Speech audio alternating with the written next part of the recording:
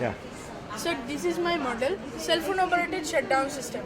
In our houses, offices and schools, we often forget to switch off the electrical appliances before leaving the establishment. But after going a distance, when we remember that we have left them on, we cannot do anything except for coming and switching them off manually. But doing so, there will be wastage of time and energy. And if we do not turn them off, then there will be wastage of electricity.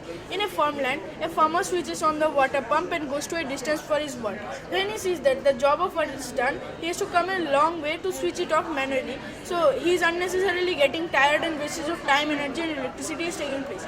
By chance a house has caught fire, no one can enter the house to switch off the main switch. Until the main switch is put down, the firefighters cannot fight out the fire effectively. So I am showing how a circuit can be controlled from a distance.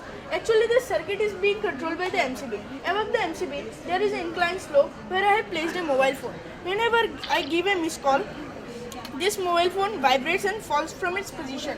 When this falls, the kinetic energy of the phone gets converted into potential energy which pulls the switch down to disconnect the whole circuit.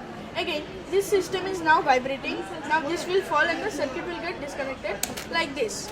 We can also use it in timer settings, like when in our houses we switch on the water pump and forget to switch it off. So there is always wastage of electricity. But if we use this system, we can set alarm of required time and this will automatically shut down at that same time, and the wastage of water and electricity can be saved.